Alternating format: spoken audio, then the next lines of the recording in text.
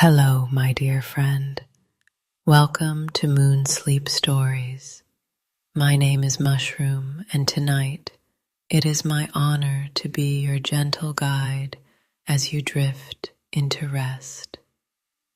Before our story begins, let's take a few moments just for you to release the day and settle into peace. Close your eyes now.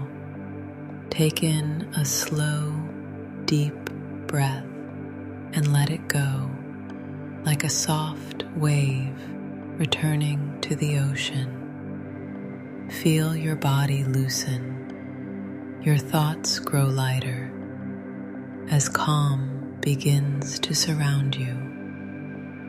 And now, imagine a doorway opening into a quiet, dreamy world. Together, we'll step through into a story that will soothe your soul and carry you gently into sleep. You notice your shoulders first. They're up around your ears like two stubborn turtles that refuse to leave their shells. Slowly, with a gentle exhale, you invite them to melt downward. Almost like candle wax in a sun-warmed window, they surrender. It's funny how much tension we store in places we forget about. Your jaw, for example, is probably working harder than a medieval knight in full armor during summer. You let it loosen, feeling the tiniest sigh of relief ripple down your neck. As you soften, you imagine a warm golden glow spilling across your body. It begins at the crown of your head, as though someone tilted a lantern above you. The light isn't harsh, it's honeyed, smooth, the kind that makes old wood floors gleam and cats roll over in appreciation. The glow slides down, coating your scalp, temples, the corners of your eyes. You picture each worry melting like chocolate left too close to a campfire. Messy at first, but oddly satisfying. Your breathing evens and the glow spreads further. Across your chest, across your arms, pooling gently in your palms. You might even wiggle your fingers a bit, noticing how much lighter they feel, as though the invisible weights tied to them all day have finally been cut free. Here's a historical side note while you drift. The ancient Romans used to relax in bathhouses, where heated marble floors warmed their bodies from the ground up. Imagine lying there, the stone beneath you radiating comfort, every muscle surrendering without your even trying.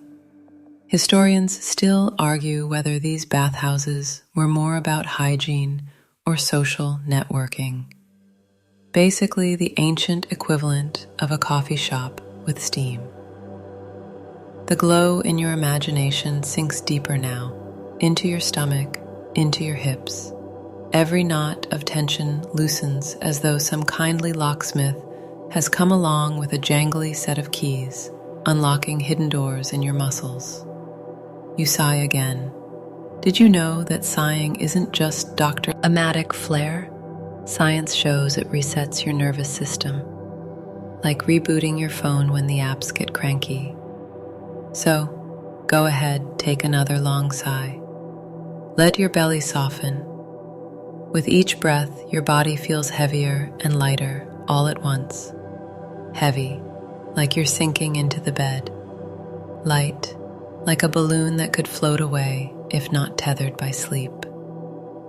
You notice your legs now, the thighs that carried you through today, the knees that put up with all your bends and turns. You give them permission to rest. They melt, softening into the mattress like butter in a pan. Here comes a quirky tidbit. In ancient Egypt, Some folks believed sleeping on special stone pillows could realign energy. Yes, stone, not fluffy memory foam, not goose feathers, but hard rock.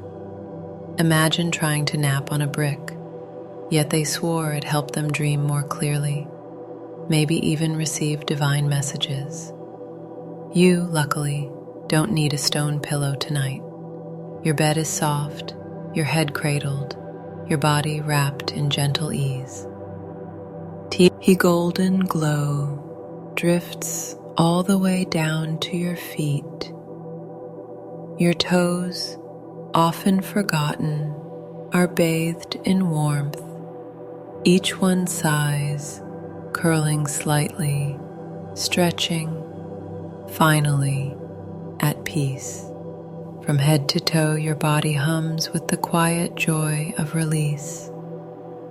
It's like you've stepped into a secret ritual, the kind of ritual no one teaches, but everyone recognizes when they feel it. And as your body rests, your mind begins to soften too. Thoughts still pop up, but they float away more quickly now, like dandelion seeds caught on a breeze. One moment, a thought appears, something you forgot to do, something you said, something you wish you hadn't said. But instead of clinging to it, you picture it drifting away, lighter than air. The golden glow doesn't just coat your muscles, it coats your thoughts, turning them hazy and harmless. Remember that tension you carried in your shoulders earlier? You check in again. It's gone now. Your shoulders rest easy, as if they've remembered their job is not to hold the world up. It's gravity's job. Poor thing never gets a break. Your body is no longer buzzing with the static of the day. Instead, it hums with a quiet rhythm. You realize relaxation isn't just absence of stress, it's the presence of something else, a warmth, a softness, a gentle rhythm that feels ancient, like waves on a shore that have never stopped moving since time began. And so, wrapped in this glow, your whole self, mind, body, even your quirky little sense of humor, melts like candle wax. You notice something curious now. The golden glow that melted across your body doesn't just sit still.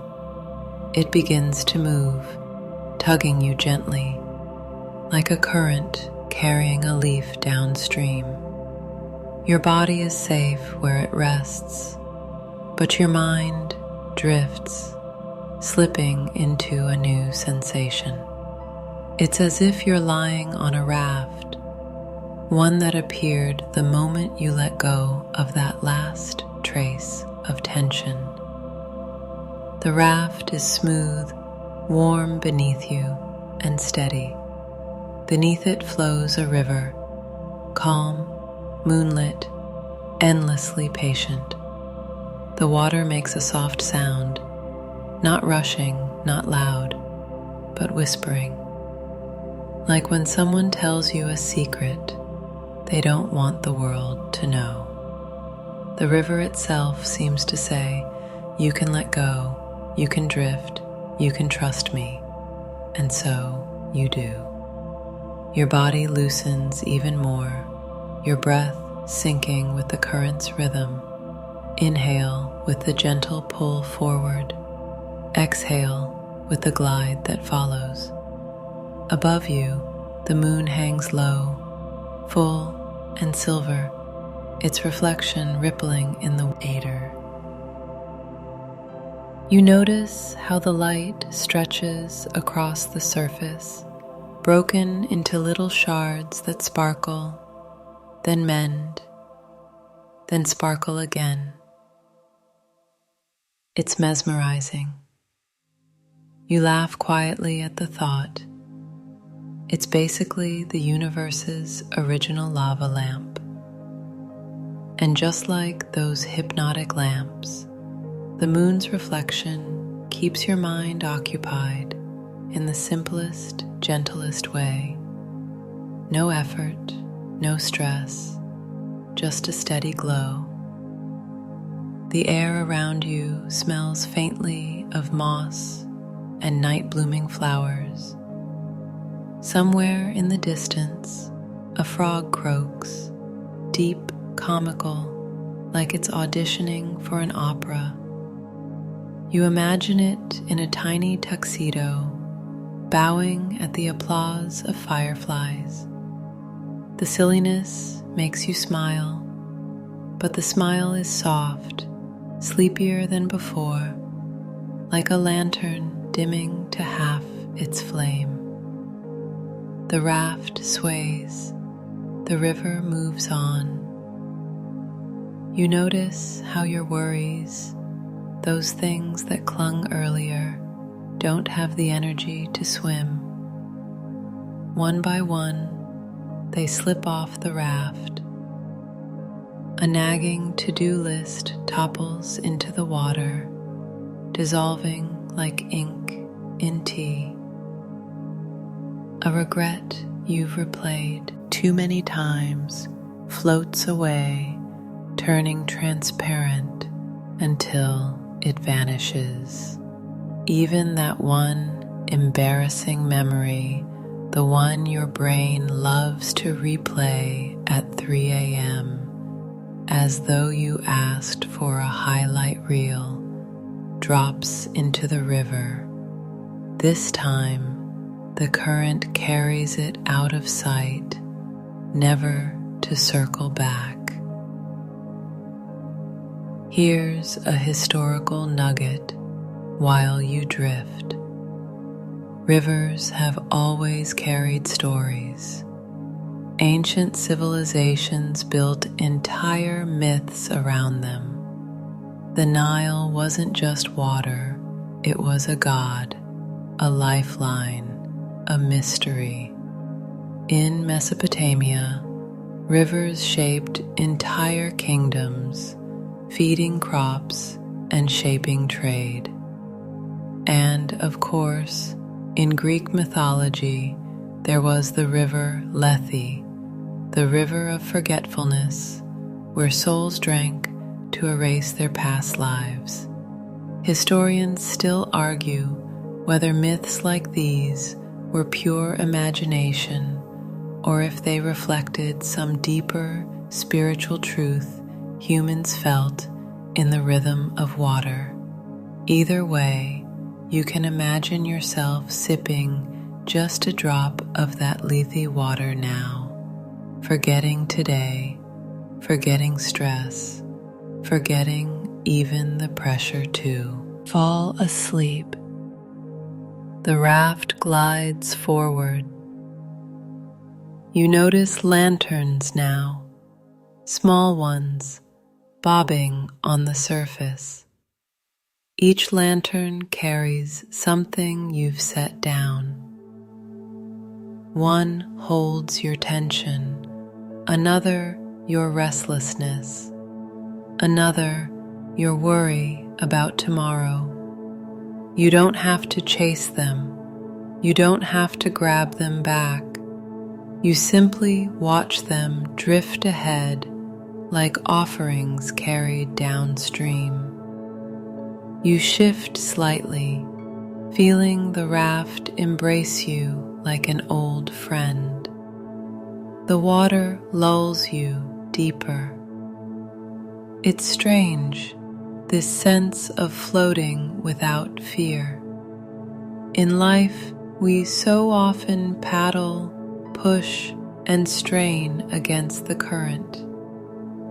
Tonight, though, you allow yourself to surrender, to drift, to trust the water knows where you need to go.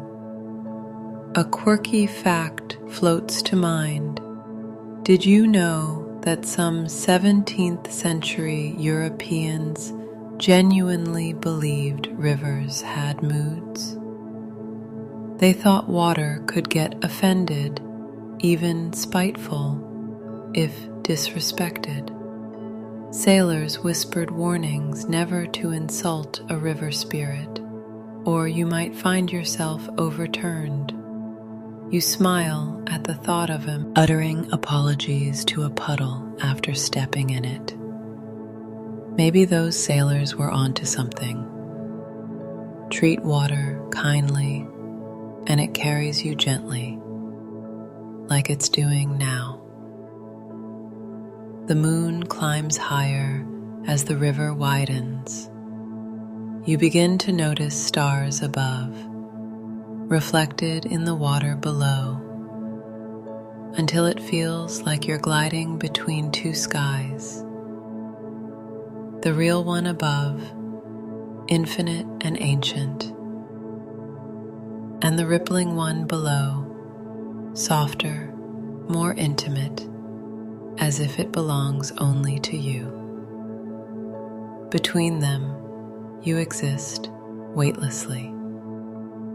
Your breath has slowed even more now. Each inhale is a ripple. Each exhale, a surrender. You think of how rivers shaped our world, not just landscapes, but human lives. People always gathered where water flowed, because water meant survival. Tonight, for you, this river means rest. It means ease. It means you can finally stop holding the oars. And so you drift, raft steady, current unhurried, worries dissolving into the soft pull of the water. The river carries you forward, and with every bend, every shimmer of moonlight, you sink deeper into peace. The river carries you farther, widening as it flows into an open space. You notice how the water slows, no longer tugging, but simply holding you in its gentle cradle. The raft rocks once, twice, then steadies, as though it has reached a quiet pool. You lift your gaze, and there it is, an ancient night sky stretched above, vast and glittering. The stars don't just twinkle, they blaze like tiny fires scattered across velvet. Some burn white and sharp, others glow with amber or faint blue, each a heartbeat pulsing in the dark. You realize how absurdly long that light has traveled, thousands, even millions of years, just so it could reach your eyes tonight. It's like cosmic snail mail arriving at exactly the right moment. The sight settles something inside you. You feel small, yes, but not in a frightening way. More like a puzzle piece sliding into place. You belong to this vast picture, this ancient orchestra of glowing notes strung across infinity. You laugh softly to yourself. Humans once thought the stars were holes poked in a giant blanket, letting divine light leak through. It's strangely comforting. And hey, given how often your socks end up with mysterious holes, maybe the universe just has the same laundry problem. The air cools here, crisp and thin, carrying the faint metallic taste of starlight. You breathe it in, and it clears your mind. Every inhale feels like fresh pages of history turning. Every exhale feels like ink drying, sealing a chapter closed. Your raft has become less noticeable now, as though you're lying directly on the night itself. Around you, Constellations stretch, weaving shapes and stories. You trace them lazily with your eyes. There's Orion with his belt, 3 stars in a perfect row. Imagine ancient hunters staring up, drawing courage from that cosmic hunter. Nearby, you see Cassiopeia, the vain queen forever locked to her chair, a reminder that even the powerful become part of the sky's eternal gossip.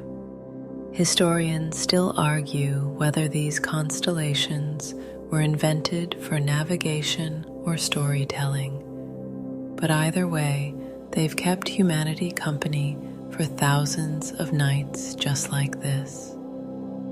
And then, a shooting star cuts across the sky, quick, brilliant, like the universe doodling across the canvas. You make a wish, though you don't cling to it. Wishes, after all, are like soap bubbles, beautiful, fleeting, and perfect in their briefness. Another quirky tidbit surfaces in your drifting mind. In medieval Europe, some folks believed shooting stars were actually angels peeking through heaven's shutters. Others thought they were souls being born or souls escaping. Imagine someone centuries ago, bundled in scratchy wool, staring up at the same streak of light you just saw, whispering their hopes into the cold air. You share a moment across time, your breath mingling with theirs in the endless fabric of night. The sky deepens further.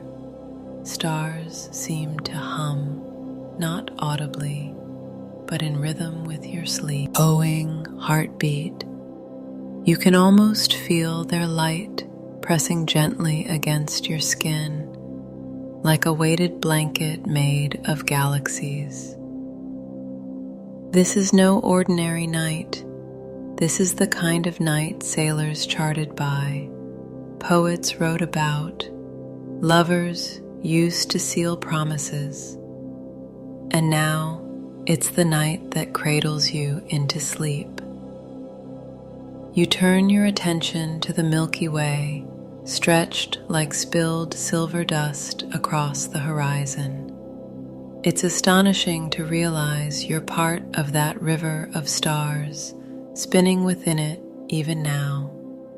Ancient Greeks called it Galaxias Kyklos, the Milky Circle, imagining it as milk spilled from the breast of a goddess.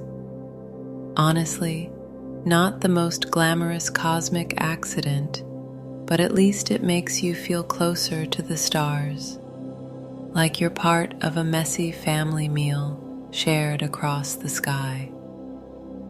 Somewhere far above, you notice a star blinking faintly, rhythmically, a pulse.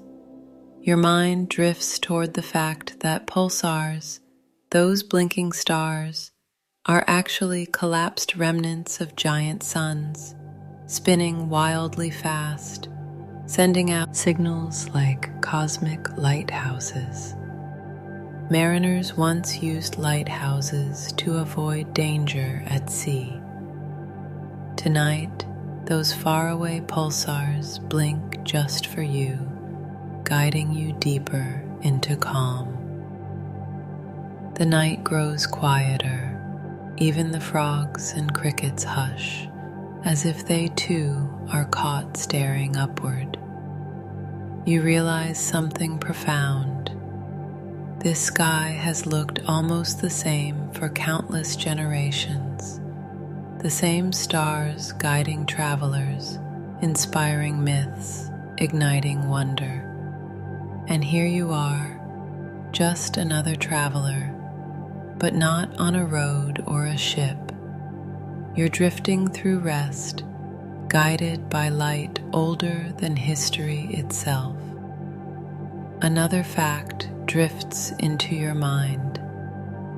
Historians still debate whether the ancient Maya could predict eclipses more accurately than some early European astronomers.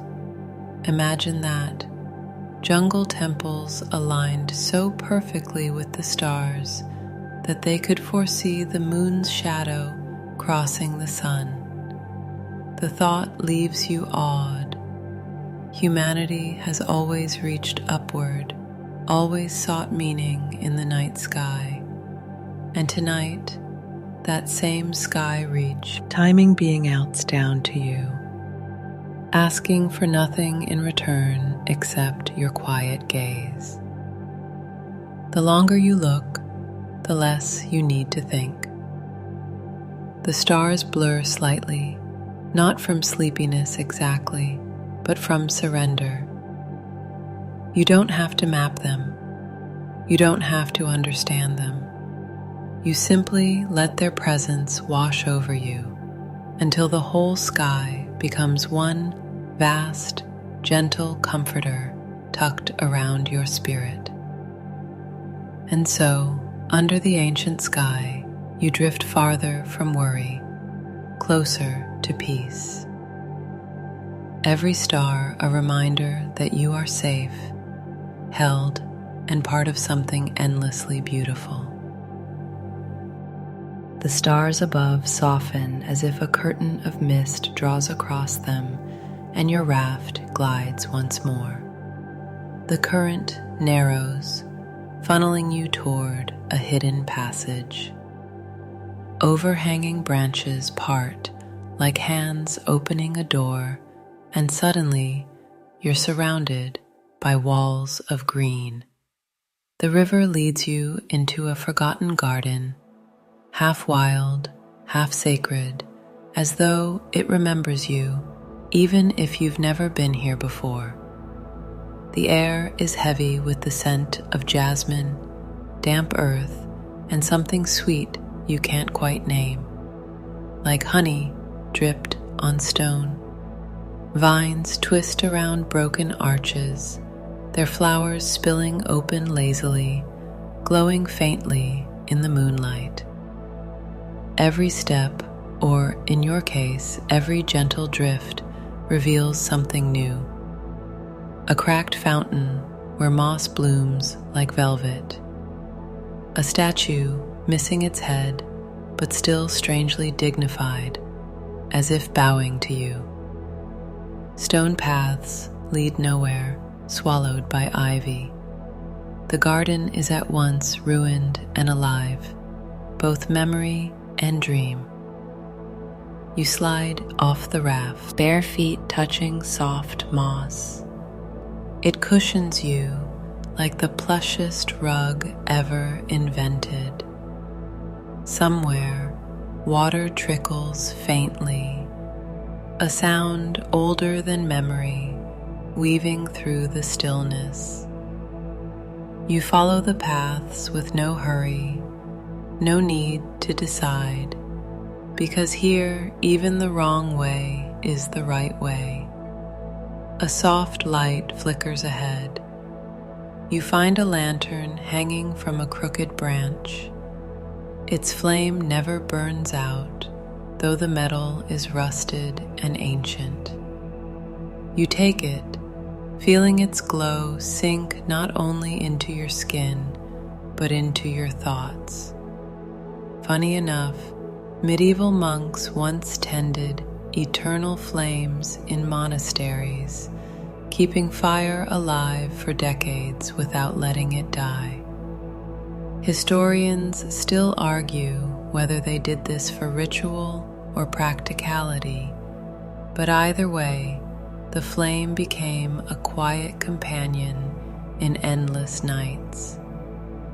This lantern in your hand feels the same, steady, patient, reassuring. You wander deeper. The garden greets you with odd relics. A sundial frozen at midnight, its shadow never moving. A stone bench carved with strand ghee symbols, half erased by moss. A pool so still it mirrors, not your face, but the stars above, as if the sky itself came here to rest. Here's a quirky tidbit. Archaeologists once discovered a Roman garden where painted frescoes of trees, birds, and flowers covered the walls, creating an illusion that the garden continued forever. It seems even the ancients knew gardens were places to stretch the soul. Imagine one of them standing in this forgotten place, admiring the moonlit vines, muttering, "Well, at least no one painted over this one." You pause at a patch of wildflowers. They're glowing faintly blue, as though lit from within. Their petals close and open in rhythm with your breath. You crouch, touching one gently. Instead of breaking, it ripples, dissolving into a faint shimmer that dances up your arm into your chest. You laugh softly. These flowers seem to know the secret of being both fragile and eternal at once. The garden isn't silent, not entirely. Crickets chirp, leaves rustle. A distant owl hoots with such seriousness, you almost want to bow back. It feels like a performance staged only for you. Every sound perfectly placed to fill the silence without disturbing it. In the center, you find a massive tree. Its roots coil like ancient snakes across the soil. Its trunk wide enough that it would take 10 of you to wrap arms around it. Its bark is scarred, etched with carvings from hands long gone. Spirals, suns, strange runes you can't decipher. Historians still debate the meanings of old carvings like these. Were they prayers, maps, or just bored doodles from someone with a sharp stone? Whatever the truth, you run your hand across the grooves, and they hum faintly beneath your fingers, as if storing the whispers of centuries. The branches above hold fruit glowing like lanterns, pear-shaped, golden, radiating warmth. You pluck one gently. The skin is smooth, and when you lift it to your lips, the fragrance makes your head spin with calm. You don't need to bite. Just holding it, you feel full, nourished, lighter. It's as if the fruit itself reminds you. Rest is a form of feeding too. A stone arch crumbles nearby, its keystone hanging on as if by stubborn pride. Through it, you glimpse a small courtyard, half filled with broken columns. You wander inside, and there, on the floor, you find mosaic tiles, though many are cracked. They form a picture of the night sky, eerily similar to the one you just left above the river. Maybe this garden was always meant to be a mirror of the cosmos, a place where humans could walk among stars without leaving the ground. The thought makes you smile. Someone, long ago, cared enough to lay each tile carefully. And now, here you are, walking barefoot across it, a dreamer crossing another dreamer's creation. That continuity feels comforting, as though the garden has been waiting all this time just to hold you tonight. A quirky thought strikes you. In 18th century Europe, there were rumors of sleep gardens, places landscaped specifically to encourage napping outdoors. People would wander in, doze off, and swear they had the most vivid dreams. Imagine explaining that to modern city planners. Yes, we need a park, but only for naps, thank you very much.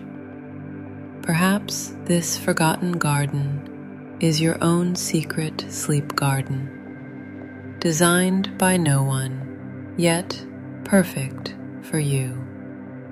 You sit on a broken stone bench. The lantern's light flickers. The tree above sways, and you realize this garden isn't ruined at all. It's thriving exactly as it should, half wild, half sacred, entirely at peace. Just like you, shedding the need to be polished or perfect, simply existing as you are. The air grows thicker now, softer, like velvet draped across your shoulders. Every relic, every flower, every broken statue seems to hum together in a single note. Rest, rest, rest. You lean back, letting your eyes grow heavier, your body sinking deeper into calm. The forgotten garden holds you the way memory holds a beloved song, never fully lost, always ready to return. The garden's hum softens until even the owl's solemn hoot fades away, leaving only silence. But it's not an empty silence. It's the kind that feels full, like standing in a cathedral after the last note of a hymn, when the air itself seems to vibrate with memory. You linger there, still on the stone bench, lantern dimming slowly in your hand. The glow flickers once, twice, and then steadies into the gentlest pulse, like a heartbeat that isn't yours, but somehow matches yours all the same. The ancient tree above leans slightly, its branches folding toward you as if tucking you in. You breathe deeply and notice how the air here doesn't feel like ordinary air.